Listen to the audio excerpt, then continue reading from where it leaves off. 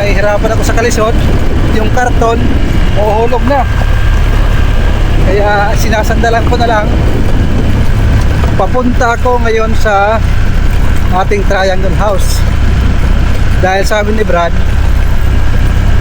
yung mga heritage chicken nangitlog na. Ayan. Ang pinakaihintay, nangitlog na. Gustong gusto ni Mrs. kumain ng itlog na brown. Kaya sawa na daw siya sa aking brown. Joke lang mga ka-farmers. Nagmumukha na akong gusgusin pero ayos lang. Farmers na may pagka-negosyante ng konti, pag lumago, thank you Lord, samahan niya akong silipin kung ilan ang itlog ng ating mga heritage chicken. Dahil kahapon at saka noong unang araw halos hindi ako nakapunta, busy nga ako sa flower shop dahil magbubukas na kami ngayong araw. Wow, mahulog na. Oh, ang laki na dito sa kabila. Good morning, good morning. Good morning mga chicken. Ito yung ating Peking duck. Dahil sabi ni Brad, mayroon ng itlog yung ating mga heritage chicken. Yung ating tinanim na kasaba, bilanghoy, nagkakaroon na ng dahon. Paikot ito dito sa harapan ng kulungan ng ating mga heritage chicken para mabawasan yung init.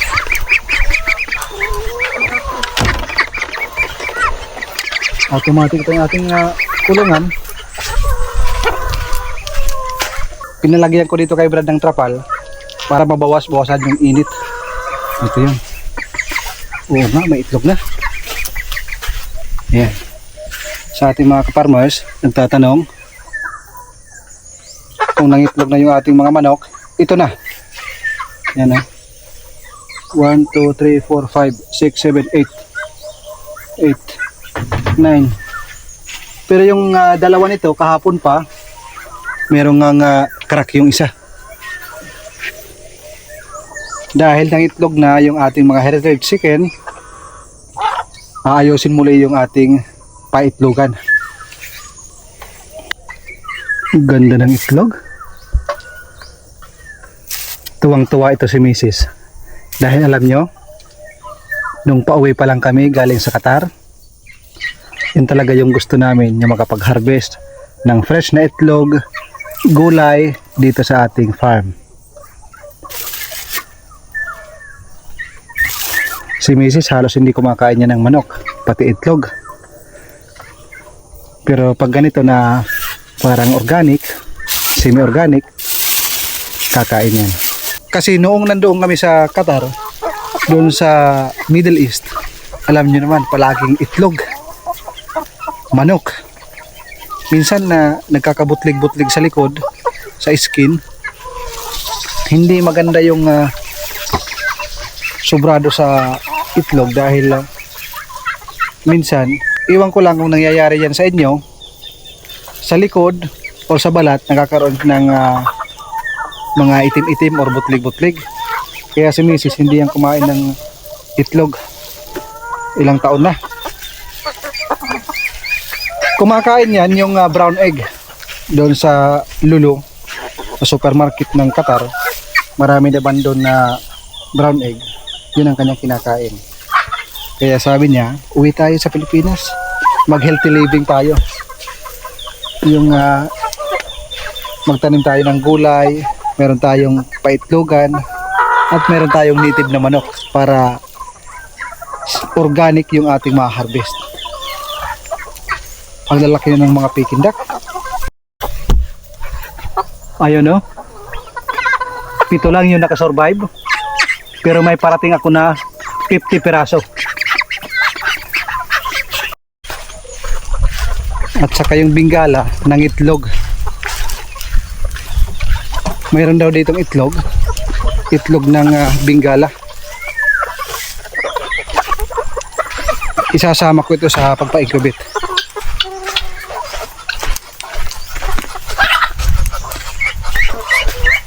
Sana.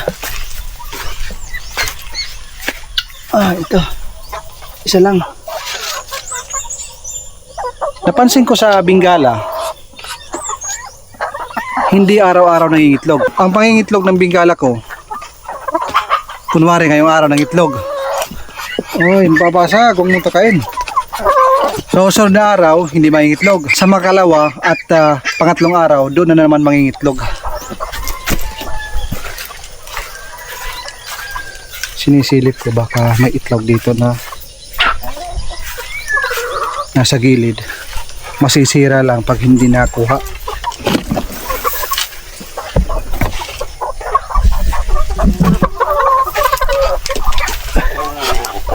Bumisita lang ako dito dahil si Brad naman ang bahala. Ang gagawin ko ngayon, kukuha ako ng dahon, basura sa paningin ng mga taga-probinsya, pero para sa akin is pera. Papakita ko sa inyo yung dahon na aking sinasabi. Kasama ko ito sa pagpa-incubate.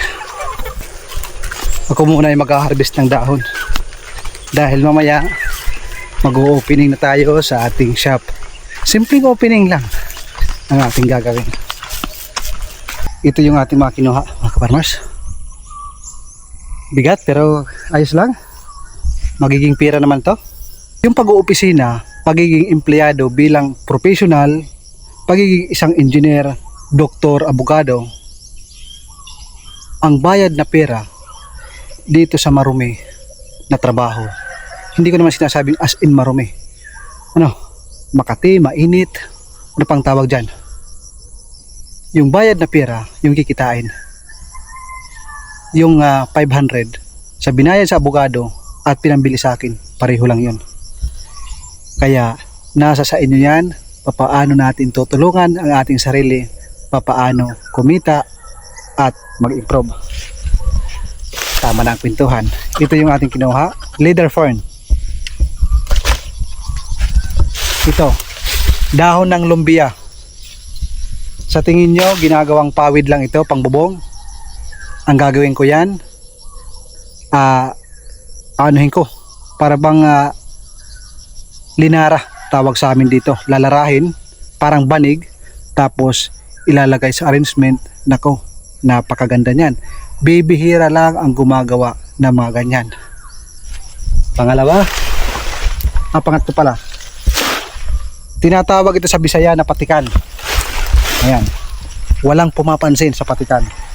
Pero alam niyo naman na ang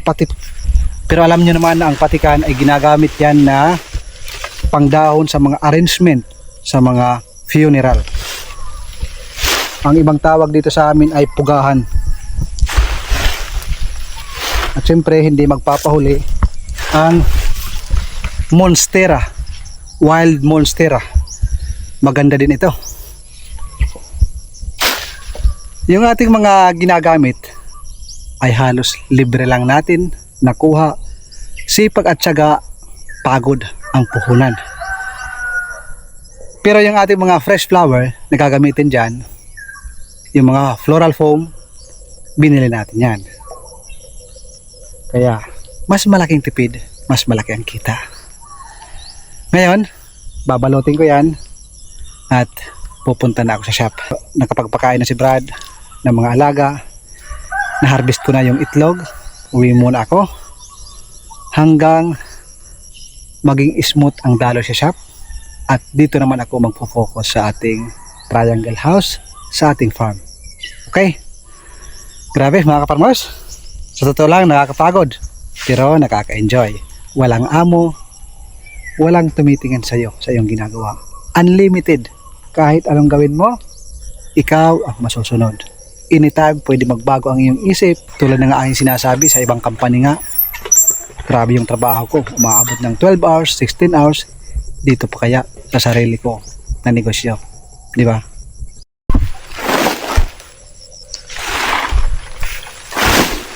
Yung ating heritage chicken nag-iingay, putak ng putak, baka nangingitlog na naman. Ayan, nire-ready ko na yan para sa pag-uwi sa bahay. Ayan.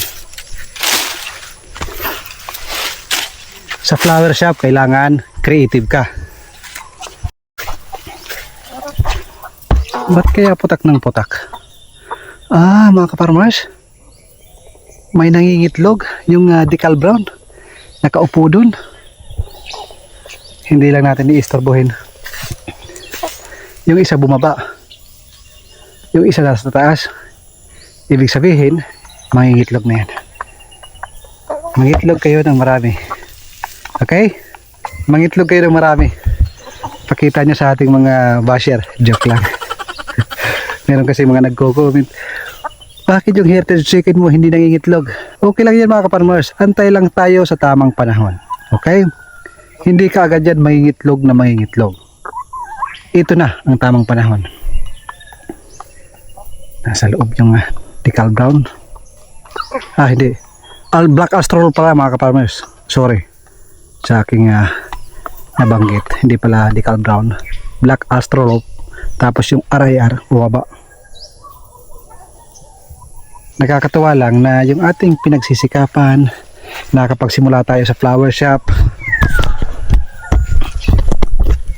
nakakapag-build tayo ng ating farm, unti-unti nagbubunga, di ba? Tulad ng aming pinag-uusapan namin ni Mrs. palagi, sinasabi namin sa aming sarili pag dalawa lang kami, nag-uusap kami ni Mrs. Sabi namin, pag doon tayo sa Qatar, nandoon pa rin tayo, kinakabahan, walang lakas loob magsimula sa Pilipinas. Kaya pasalamat kami sa Panginoon na binigyan kami ng lakas loob umuwi sa Pilipinas at makapagsimula. At dahil na rin kay Bebe at dahil sa gira na yan, kaya napagpasyahan namin umuwi. Dahil noong unang bagsak pa lang ng Israel ba yon? Or Iran? Sa Qatar ng bomba, nandoon pa kami noon. Tapos nagpasya na kaming umuwi. Nagplano kami. Sabi namin sa aming sarili, bakit hindi natin kaya? Yung mga tambay nga sa Pilipinas, nabubuhay naman. Yung iba nga painom-inom lang. Tayo pa kaya? Napuno na tayo ng kaalaman at alam na natin pahalagahan ang pirang ating pinaghirapan. Tama na ang kwentuhan. Meron na naman magko-comment. Puro kakwento. Uwi muna ako at punta sa ating shop para makapagbenta ng flowers. Kanina, iniwan natin yung black astrolop na isa.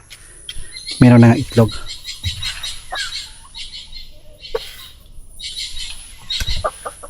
Nandun pa yung isang RIR at saka isang black astrolop. Iiwan ko muna sa taas. May itlog ata.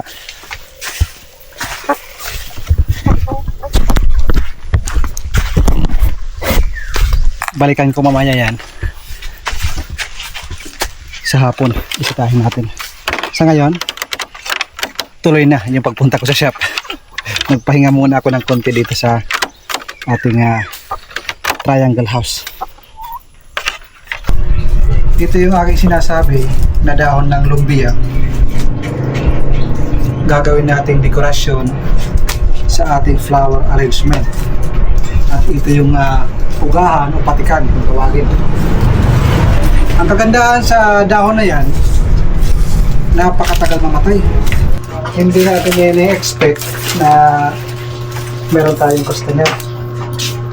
Dahil nga dito sa aming lugar, hindi naman ganun karami ang tao. Pero ayun, sa pagpapakasali namin ni Mrs. na makabingwit, makamagnet ng pera, mayroon din palang customer. Ito, dalawa, order. Gagawin ko sana itong display para pag may dumadaan, nakakakita na meron tayong bulaklak na naka-display, nakapagawa tayo ng ganito. Merong customer, diba?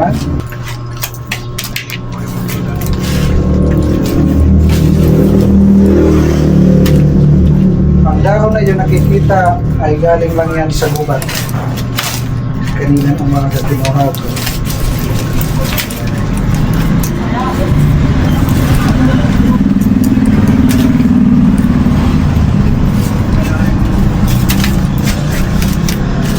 Pagkatapos tusok-tusokin, lalagyan ito ng bulaklak, gugupitin para maganda yung resulta. ready for delivery. Yung ating Peking duck, ang lalaki na. Lalo na yung isa, oh. Sayang mga ka-farmers, namatay yung 40. Pero sa Saturday, meron tayong parating na 50 ulit. Hindi tayo susuko. Ito yung pinakamalaki, oh. Ala, galing, ha. Oh, laki.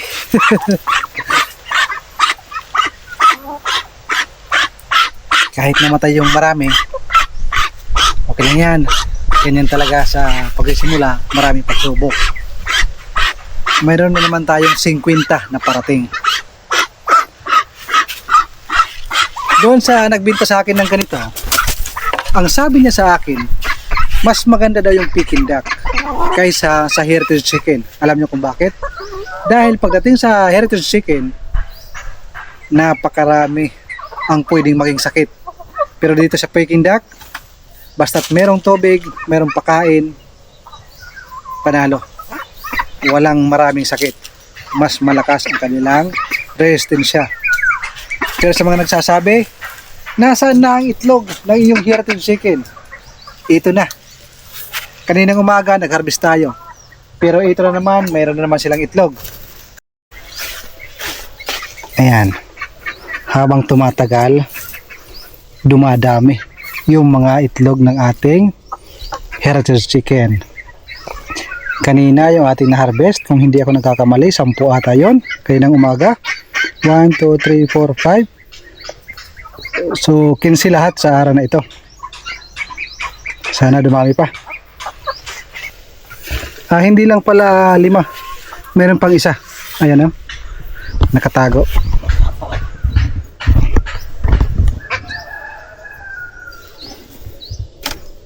Wow. Ganda ng kulay.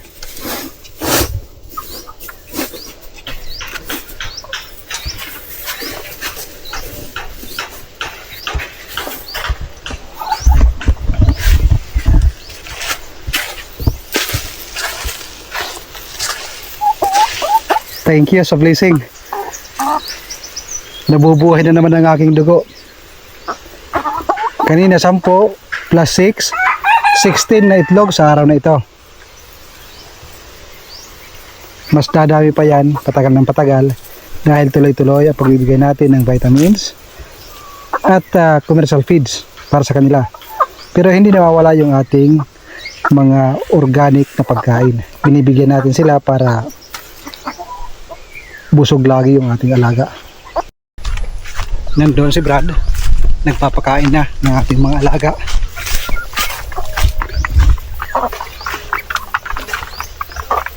Tapos na. Tapos na to. Kumain na. Na. Kakatawa lang mga kaparmas dahil nagbibigay na sila ng brown egg. Ito yung ating mga Peking duck. May parating sa Saturday. 50 piraso na Peking duck. Saan natin nalagay?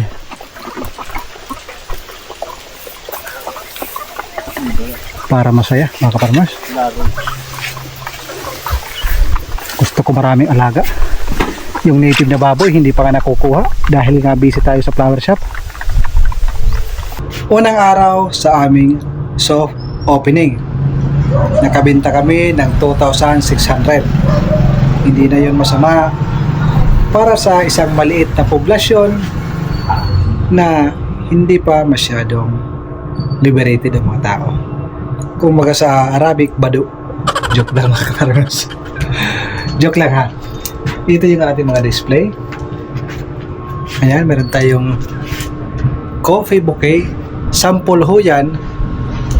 Pagpapakita sa customer na kahit na anong bagay ang gusto nilang gawing bouquet, ay kaya natin. Kanina meron tayong mga customer. Maraming salamat sa mga nag-visit dito sa ating shop. Kumakapal na, dumadami na yung ating mga display. Dito sa labas, ito yung ating mga offer. Sa tarpaulin, ito yung ating window display. Meron pang mga empty lalagyan pa yan para mapuno. Sa sunod na araw, 10 no, mama? Sa 10. Meron kaming 6,000 na bouquet. 6,000 yung presyo. Hindi 6,000 piraso. Grabe pag 6,000 piraso. Hindi ko kakayanin yun. Kahit 10 tao, hindi kaya yun. Ilang package yun po? Package yun. May cake. Merong isang customized na cake. Merong bouquet. Meron. And then mayroong balloon props. Then, yan po yung ating pupuntahan. Malapit lang na poblasyon, kasunod dito sa amin. Akala namin ni Mrs. hindi kami makakabinta sa araw na ito. So, nagpapasalamat po kami sa poong may kapal na ginabayan niya kami. At sa inyo rin mga kaparmers, maraming salamat. Hanggang dito na lang, kami muna yung uwi dahil bukas pupunta pa ako sa farm. Pagkatapos sa farm, dito naman sa ating shop. So good night and God bless po sa inyo and God bless sa inyong mahal sa buhay. Ito na yung opening. Ang ganda ng ating shop, oh. Wow. Napupuno na ng mga bulaklak.